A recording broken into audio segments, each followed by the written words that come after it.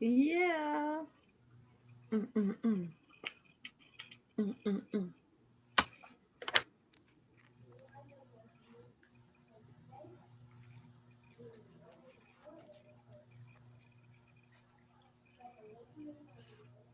And yep. We are there. Okay, so all right. And I'll try to keep up with the chat as much as possible. Hey, what's going on, everybody? It's Letitia with Barefoot Gardening. I miss y'all so much. I'm so glad that y'all are able to join me this morning. And if you're watching the replay, that's great too. Thank you so much for coming on in the house. Hey. So I am here with Bethany Pratt from the UK Extension Office, and I'm gonna let her introduce herself. But this girl is so dope, y'all. Like, what I tell you, if it wasn't for her, I don't know what I would do this season. But she's incredible, and I almost want to call her a friend, right? Because she's just so dope, and she's committed so much time and energy to my growth as a farmer and grower. And I'm just so grateful for her. And yeah, and but she is here because one of the things I'm so frustrated about growing is onions. And I don't know if anybody else has the same experience as me, but growing specifically bulbing onions. I'm really great at growing bunching onions, even from seed, right? I prefer doing that anyway. Uh, but growing bulbed onions from seed or sets have typically been like destructive for me. And every year I get so frustrated. My blood pressure goes up and, and everything else. And so I was like, please, Bethany, can you talk me through this? And then I was like, wait a minute, can you join me on our community YouTube channel so everybody can hear it? Because I know you're going to have some good stuff. So she's joining me this morning. Hey, Bethany. Hi, thanks so much for having me. You're so welcome. Please introduce yourself to everyone. Yeah, hey y'all. My name's Bethany. I work for the University of Kentucky Cooperative Extension Service here in Louisville. I'm a horticulturalist, so I love to talk about plants, specifically plants that we get to eat. And I work a lot with farmers like Letitia and a lot of other folks here in Louisville to grow food for themselves and also to grow food to sell. And I'm super excited to talk about onions because I don't get to talk about them a lot. I feel like right now I'm talking a lot about like tomatoes and squash. So I'm super Right. pumped about this change of pace. Great, great. I'm so excited. And so like tell people more about what you do specifically working with farmers. Like how do you work with farmers? Yeah. So I guess someone recently told me I was an agricultural social worker. So I do, Boom. I know, I I love was it. like, that's amazing. Um, Yes. Emotional and technical support for people who are growing food, right? Because there's Mm-hmm. that, oh my gosh, I have these like technical questions about like soil, water, seeds, timing, and all this stuff. And then there's like, we all get like so invested in our gardens. There's like the emotional part, which you were just describing so well about, I really want to grow these things and I'm trying so hard. Yes. What is going on? So, Right. yes, Yes. that's what I do. Yeah. Yeah. And what better way to like spend your life, right? Just teaching other people how to grow food and growing it yourself. You have a garden at home, right? I do. Yeah. I And you do. have And I'm about to chicken. get I got my first tomatoes from you, actually. I got pear tomatoes and then black cherry tomatoes this week. Nice. My Nice. child ate them before I could take a photo of them to send to you, but they were really good. Great. Yeah, that's how my daughter is. We call her Little Big Girl Farmer on social media, and yeah, I barely even got pictures before she put them in her mouth. So I No, these definitely like I found them and like watched them go like straight in, like out of the bucket. right, She didn't even right. pick them. She just waited for me to put them in the bowl for her. Oh my gosh, how many chickens do you have now? We have 6. Okay, Yes. six Yeah, we've babies. got 6 and they're all doing well. Good, good, And good. they're eating all the things that the squirrels get to before I do. So they're living quite well right now. I bet they are enjoying it. Yes, the squirrels. Okay, that's a whole nother topic. It is another topic. We should chat more about that. Yeah, so let's talk more about these onions. So I am in Kentucky zone 7A. We used to be zone 6B, but now we're 7A. Why do zones change like that? Yeah. Just Climate change right now is our biggest driver, right? We've all experienced it, right? It's like 95 degrees today, and it will be for the rest of the week. And it's just staying hotter longer. So our growing zones depend upon frost-free days.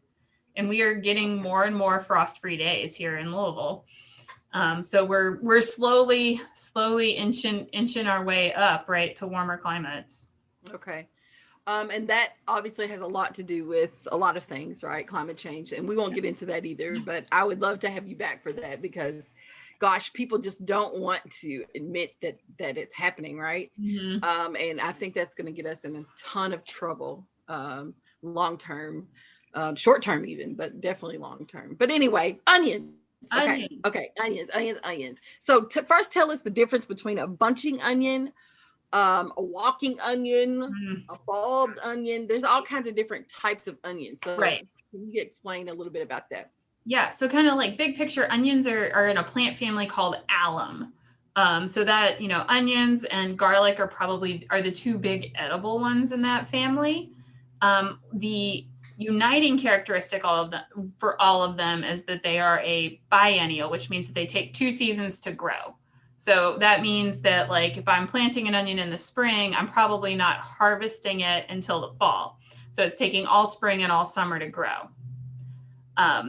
You can kind of look at that too by just like the days to maturity, right? When you're looking at plants. So if you've bought seeds in a seed packet or anything else, right, it'll say kind of on the back of that seed packet, days to maturity. So that's the days from when you put the seed in the ground until when you can harvest it. Onions have a super long time to mature, and even the short ones still have a long time to mature relative to a lot of our other plants.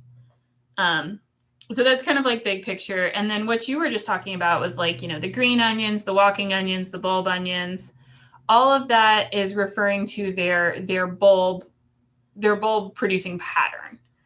So a green onion is truly and essentially an immature bulb onion, which, right, you were kind of talking about that earlier. You've harvested a bulb onion that would been in the ground for 2 years that probably was a part of a row of green onions that you planted one spring and you forgot one.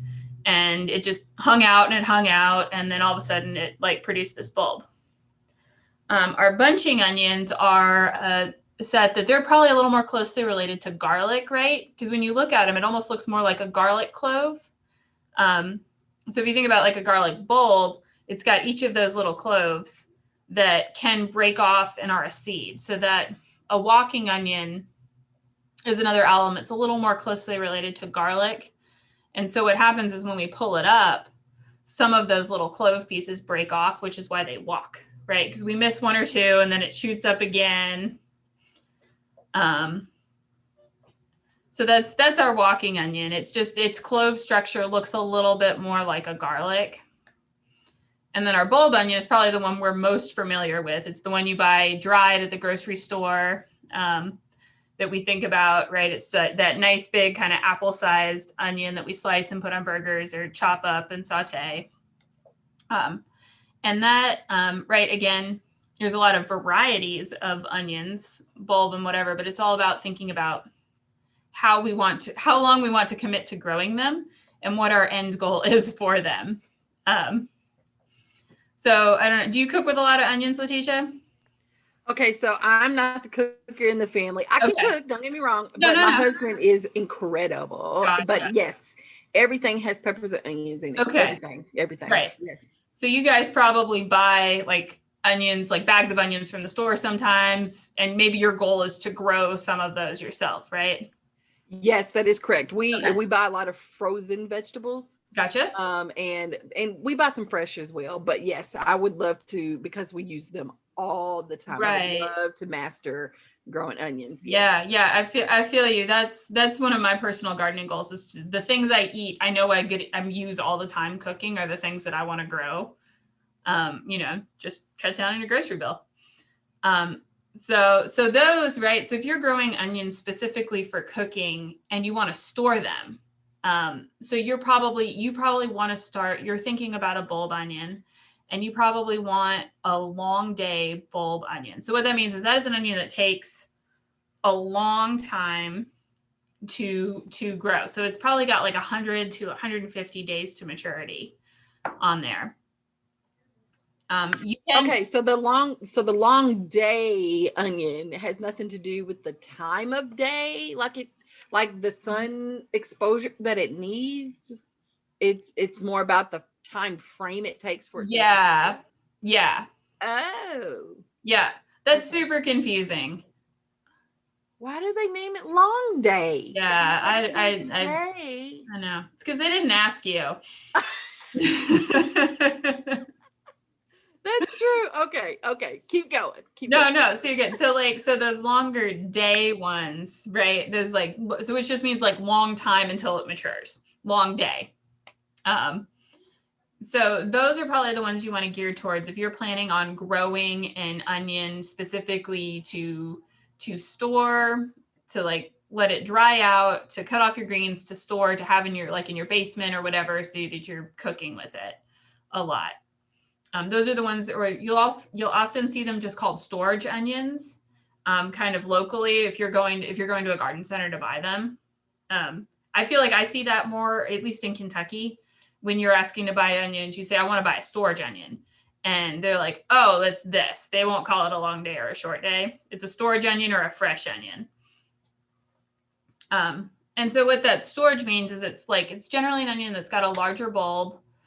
It doesn't produce a whole lot of greens as readily, because it's putting all that energy into the root, which means that for you can when it's ready, you can harvest it, you can dry it out, and then have it store in a cool, dry place for a pretty long time, pretty successfully. Or so it essentially will look like the onions that you would buy in the grocery store, like in a net bag. So that's kind of your one thing. Those, for me personally, I've had the most success growing those when I buy the bulb, which truly the onion bulb is kind of just like you would buy a tulip bulb or anything else. You can buy like a bucket of little onion bulbs. They're, probably like 2 inches tall, around. It looks exactly like a dried onion. So is the bulb that you're talking about, is it also called a set? No, that's something different. Okay. Yeah. I'm trying to think if maybe some people locally call it sets too. So can you just describe what you would call a set to me? Well, that's what I thought I was purchasing when Okay. I buy just like you can buy garlic bulbs. Okay. Or garlic seed, which is the bulb. Right. I feel like, right. The cloves of garlic. So it looks like little dried onions about that big. Yep. Okay. So then, yeah. So then we would call them a set too. Okay. So people call them different things. Okay. Yeah. Terminology. It's the confusing. Worst. Yes. Okay. Yeah. So like a bulb or a set tends to be best if your goal is to like store an onion, kind of long term. And those are truly, they are a long day onion. They need that full 2 months of growing. So if that's kind of the route you're going, you can either plant them in the spring and let them grow, and you're going to be harvesting them about now. Or you can plant them in the fall, just like we would plant our garlic, and they're going to grow for a little while in the fall. They're going to hang out in the winter, and then really keep growing, and you harvest them in the spring. Okay. Yeah, because everything grows way slower the cooler it gets, right? Correct. Yeah, the cooler it is, and then the less sunlight they get, right? Things just slow down. The less sunlight. So, got it. As long as they're cold tolerant, right, which an onion definitely is, it'll be fine to hang out over the winter. Okay. So you can also, right, if you're like shopping for onions, the other thing you can look at is doing an onion start, which is literally, it's like the little pot with the onion leaves, or like, it always looks like I've purchased a flat of grass. I feel like they look like hairs. Yeah, or hairs, absolutely. Yeah. Yeah. Okay, Yeah. got it. So those are just like less mature essentially than our sets. Most folks that I've seen purchase those are doing that for green onions. You can definitely, like, you're committing a year if you want to get a bulb out of those, maybe even 2.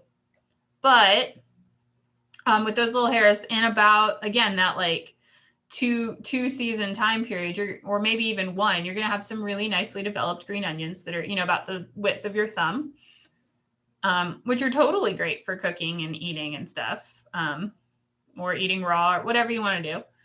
And those are, again, things that you can grow. You have a little more flexibility in planting those. So you can definitely plant them in the early spring, kind of in February, and keep planting them until about May. And then I have some folks right now in the commercial gardens I'm supporting who are doing a fall set of green onions. So they're putting in those starts right now, and they're going to be harvesting in October, November, those pretty slender green onions. They could let them keep going through the winter too, if they wanted to get something a little more mature. And that's pretty much the rule of thumb for all root vegetables. Like, it doesn't matter if you leave them in the ground for long periods of time, especially during the winter time, right? For most of them, yeah. Most of them. The 2 that are kind of exceptions are sweet potatoes. Yes, because they're not a frost tolerant right, one, and also right. are regular potatoes. Thank you for bringing that up. Yeah. But for everybody else, so like your beets, your turnips, carrots, parsnips, all of those, you can definitely, those are amazing winter crops. If folks have not gotten into winter gardening is the jam, because you literally you plant stuff in like September and October, and then you do nothing. You do nothing at all. You don't even have to go outside. Yeah. You can be happy indoors, drink your hot cocoa, wear your fuzzy socks, and look at your garden. Yeah. Weeds will grow, like. Yeah. I'm trying to, like, 2 years ago, I started entertaining winter gardening. Mm-hmm. And then I was like, dang it, I want to grow year round.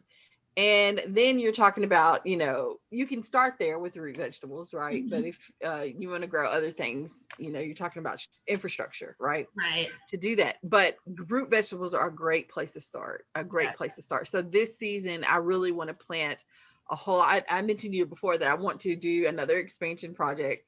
So add 4 more raised beds on the north side of my house and plant garlic and onions and beets. My husband is eating a lot more beets. Matter of fact, he uses beet powder in his smoothies a lot. And so he's experimenting with cooking and eating beet greens and all kinds of different things. It's just something we don't normally do. But now that we are like a little bit more woke, and trying different things too, it's like, man, we can totally grow those things in the wintertime and have them. Now, would you suggest having a cold frame for those, or just, it doesn't matter if you have any type of covering? Gotcha. They'll grow just fine. Yeah. So you've got kind of some philosophies and like kind of, economic price points on that. Most of those vegetables that we just talked about, including onions, will be totally fine outside, no cover, until we get to having a couple weeks in the teens. 25 degrees in general is kind of a good temperature marker. 25 degrees Fahrenheit for the air is a really good temperature marker of where we see things needing protection, which, some winters in Kentucky, it never gets that cold. And so stuff is fine all winter. You don't need to cover it. You don't need, you don't need a hoop house. You don't need, a little row cover. Things are happy and they can go forward. At 25 degrees, we start to get, so the 25 degrees is our like daytime temperature, which means at night it's getting colder, and then to like the teens. And at that point, we start to see a lot of crop loss, because you just get frostbite at that point for a lot of even our cold hardy plants. So if you're like really like gonna go for it and are like, I want to make sure that I've got stuff to harvest, doing some row covers and stuff is probably is a way to really guarantee that. But if you're like, I'm pretty happy about it, I'm going to just try it out this year, lowest barrier to entry is just to plant things, and just know that some stuff might not make it because it got too cold 1 or 2 nights in a row. Okay, great. Thank you. Yeah. What else should we know about onions? So we talked about long day onions, and I guess we understand or imply short day Right. onions, bunching, walking onions, bulbed onions, storage onions versus green onion. Yeah. Um, So some things just in general to think about okay. when you're buying them. This is something I was actually reading before we got on, is that a lot of the Vidalia onions and onions that are were really bred and developed in Georgia and Florida, even though they're short day onions, but they do not do well in Kentucky. So what happens, this is all according to UK's Center for Crop Diversification. So for a lot of those larger bulb sweet onions, here in Kentucky, even if we have long enough growing days for them, what happens is the plants get a little nervous because we don't have as much sunlight, even though we may have the heat. And so they start to flower earlier. And then you just end up with a lot of crop that rots in your field. So if you're picking stuff out, really steer away from the Vidalia and the sweet onion category. A lot of our red onions do really well. Yellow, the medium yellow ones, do pretty well here. Green onions do awesome. I wish there was a way to preserve them, which is the downside. But green onions, with the right setup, you could grow green onions most of the year here, and just kind of harvest them a little bit at a time.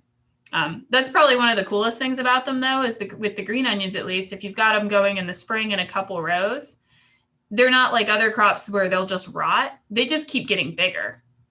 So you could, harvest a few, next time you need some, harvest a few more. And then, you'll probably just have some really big ones later on. So it's just another cool strategy. Yeah, and the green onions, I found that you can cut the green tops and they'll grow back too, which is incredible. Yeah. Yeah. We have a few people watching. Thank you all so much for watching. We're talking about onions today. This is Bethany Pratt from the UK Extension Office here in Kentucky, Zone 7A. And I have a horrible time growing onions. So I was like, please, somebody talk to me about, coach me and tell me what to do. Because I don't, specifically bulbed onions, I just have a really hard time. So if you all have any questions specifically, please drop them in the chat and we'll try to get to them. Thank you so much for your time, Bethany. And I was thinking of a question. Oh, when you get those sets, do you completely put them in soil and cover them completely up, or do you leave them poking out of the soil a bit? I've seen it done 2 different ways, but I've had no success with any of them. The great onion debate. Oh my gosh, so many people have so many opinions about that. So a good kind of tradition, a good kind of practice for general, is planting any seed twice the depth of the seed. Some folks will be super upset about that for onions particularly. And honestly, either is okay. The bigger key with a lot of them, and where I would maybe think about doing that twice the depth of the seed going down, right, or that set going down, is that what you're doing is you're forcing it to really establish itself as a root underground, with your regular watering. So you're giving it, because that set, right, is a really big seed, and all seeds have everything that a plant needs to nourish and grow. So you're really giving it some good opportunity to grow, get better. What a sweet little girl. Then by the time you're starting to see those green shoots come up, you've got a well-established root system in your plant, which is going to serve you well in the long run, right? Your plant, if it's got a good root system, it's always going to have the food that it needs. Whereas if you focus first on that green leafy growth and not on the roots, it's going to have some structural issues and also some nutrient issues later on. So that's my 2 cents. someone else will tell you differently and have 100% success, right, with like only half the bulb in the ground. So I would say like find what works for you on that front. Yeah, I totally agree. Like, again, I've seen it both ways. I had somebody, and actually someone that I watched on YouTube, um, put their sets in 72 cell flats. Huh. Okay. And then planted them. So they let them root really well and then Okay. planted them and then had pretty good success. And I'd never seen that before. So I was like, maybe I'll try that. But girl, I don't know. It's all something else. But it is about what works for you. Eventually, if you figure out what works, right? For sure. Yeah. And the other thing that there's lots of debate about in the onion growing world is like, as the bulb matures, I have gardeners that I work with across Louisville who swear by like having to like wring the soil out around each individual bulb in order to make your onion grow, which there may be some truth to it, right? Loosening up the soil so it can grow wider. I have personally never done that. I just don't have the time to do that in my own life, in my own gardening life. If I've got time, I'm probably going to be pulling weeds and not just drawing circles in the dirt. But that's something for you. If you're like really passionate about growing that biggest onion, that could be a thing that you want to add into your cultural practices. Or just doing the regular watering and weeding will also yield good results too. Yeah, I saw a video where this lady said 2 things that you have to do in order to get great big bulbed onions were to ring, create that ring around it because you're getting that soil from around the bulb because you're giving it more space. Right. And then cutting the tops after so many weeks of growing. Cutting the top, not all the way down, about like, 6 inches or so. And that can help produce more energy for the plant, or the plant will focus more energy on the bulb that way. So I haven't been able to test that yet personally, but yeah, that's definitely some things I saw. So I don't know how true. One of those things on that front, right? So like onions, just like all plants, they produce a flower, and then a seed. So when you're growing onions, maybe not cutting the greens off, which I see that philosophy, but definitely just like you would a garlic, cutting off that flower stem when it starts to grow is going to be super important. Because all plants, no matter how long it takes them to grow, their goal is to grow, to reproduce, right? Which means to flower and then have seeds. And then they're going to just end their lives at that point. So we want to, with onions and a lot of other things, we want to catch them before especially with onions, we want to catch them before they flower, because once that flowering starts, the bulb of your onion shrinks because all of that stored energy in the root is moving up into the greens and then the flower. So that kind of maybe where she's coming from on that, which I could totally see. Okay. And then is that true for like garlic as well? Right. And so it's called garlic scape, right? Escapes. Like escape without the E. Is it a P? Is it a P or a B at the end? Scabe or scape? P. Yep. No, totally. So I think of it like Finding Nemo, escape. Yeah. So okay, got it. That's what I think about. Yeah. But it's just, without the E on the front. Okay, got it. Right. Yeah. So garlic's totally the same thing. So with the garlic, the scape, right, we start to see that one like solid stem come out of the center of it, right? Garlic's another alum, and onions really do the same thing too. They have like a solid stem that comes out of the center that'll have, at first it'll have like a little knot on the top of it. And that's your closed up little flower bulb. And then with both of them, if you don't cut it off, they have beautiful flowers. If you ever would like some lovely flowers in your garden, again, like the quality of the produce at that point in time really goes down, but they do make beautiful, like dandelion looking flowers. And there are actually some ornamental onions out there in the world that I've seen at like botanical gardens. If you just like the flower, but you're really kind of diminished on the eating portion of it, you can go that route too, for those who are into that. But Truly, if you're trying to grow the bulb to eat, you got to get rid of the flower. And that's pretty much true for anything that flowers, right? The taste changes once the plant flowers, like that. Any green, anything that flowers, especially in the bulb family. What are those called? Yeah, are they just called? You know how brassicas? Like there's a group of certain crops that are called brassicas. Mm-hmm. Are bulbs called what is? You said what is that word? Alum. Alum. Thank you. Yeah. Okay. I'm so not a scientific. That's just onions and garlics in the bulb. Got it. Like carrots and parsnips and beets are all in actually different families, but they are all root crops. Got it. Yeah. It just gets a little confusing. Yes. Okay. And then, oh gosh, you mentioned something just a second ago. And now I can't think of it. Let's see. Yeah, I can't. I don't remember what you said. Okay. Anybody in the playing in my yard said escape. That's how she remembers it. Got it. And hey to everybody in there. We have So Good Gardener here, experimental gardener, playing in my yard. Thank you all so much for joining me, and whoever else is watching. Again, we're just talking about onions. We're in zone. I'm in zone. We are, both of us are in zone 7A in Kentucky.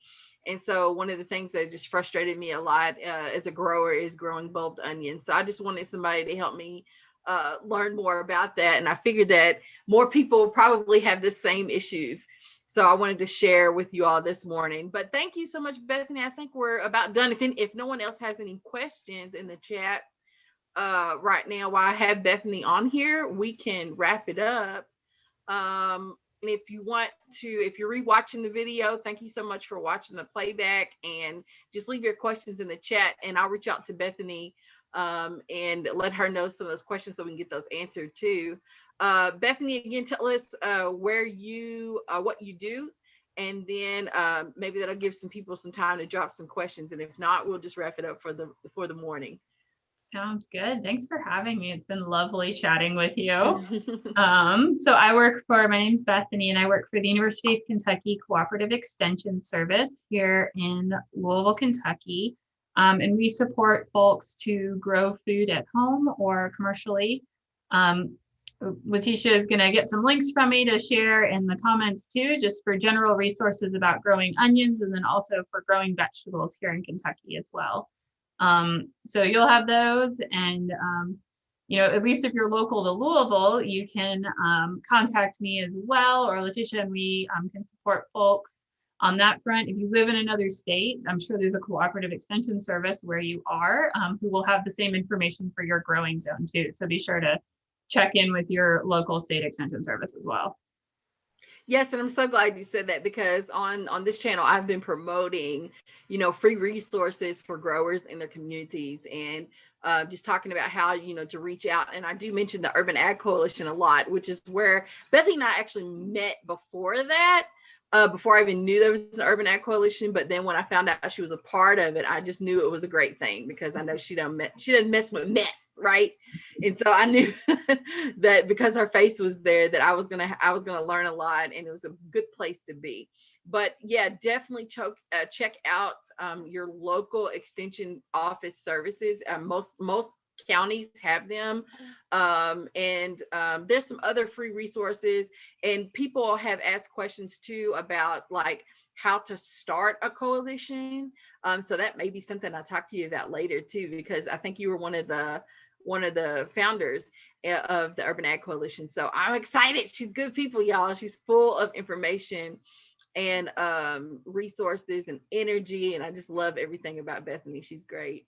But thank you all so much for joining me. We're going to wrap this up, and let me know if you all have any questions in the comments, or you can email me at barefootgardening@gmail.com. Have a good rest of your day. Peace out, peeps.